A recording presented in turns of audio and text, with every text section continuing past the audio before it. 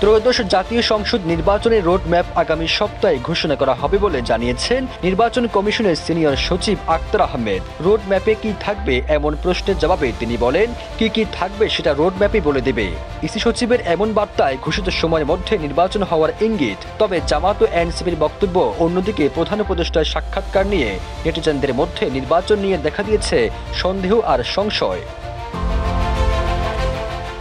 এদিকে নির্বাচন নিয়ে ইসি সচিব বলেছেন, নির্বাচনী পর্যবেক্ষণের জন্য এখন পর্যন্ত ৩১৮টি আবেদন পেয়েছেন কমিশন, যা যাচাই বাছাই চলছে।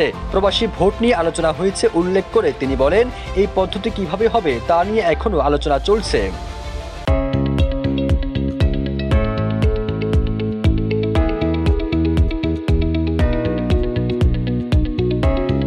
এর আগে গত ৭ আগস্ট সচিবালয়ে প্রধান উপদেষ্টা ডক্টর মোহাম্মদ ইউনূস বলেছেন, ৫ আগস্ট আমার প্রথম অধ্যায় শেষ হয়েছে, আজ থেকে দ্বিতীয় অধ্যায় শুরু হয়েছে।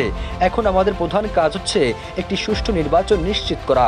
এর আগে গত ৬ আগস্ট প্রধান উপদেষ্টার কার্যালয়ে নির্বাচন কমিশনকে চিঠি পাঠিয়ে ২০২৬ সালে ফেব্রুয়ারি রমজানের আগেই পরবর্তী জাতীয় সংসদ নির্বাচন আয়োজনের জন্য সব কাজ সম্পন্ন করতে বলা হয়েছে। ১২ আগস্ট রাজধানীতে এক অনুষ্ঠানে এনসিপি নেতা নাসির উদ্দিন পাটোয়ারি বলেছেন, ফেব্রুয়ারিতে নির্বাচন হবে না। এরপরে সিএনএকে দেওয়া এক সাক্ষাৎকারে ডক্টর মোহাম্মদ ইউনূস বলেছেন, নির্বাচন বিচার ও সংস্কারের বিকল্প নয়। যদি শুধু নির্বাচন দিয়ে শুরু করি তাহলে সংস্কার বা বিচার আর করা যাবে না। গণ অভ্যুত্থানে প্রাণহানির বিচার এবং কাঠামোগত সংস্কার ছাড়া নির্বাচন হলে দেশ আবারও পুরনো সংকটে ফিরে যাবে। এরপরে ঘোষিত সময়ের মধ্যে নির্বাচন হওয়া নিয়ে শুরু হয় সন্দেহ এবং সংশয়।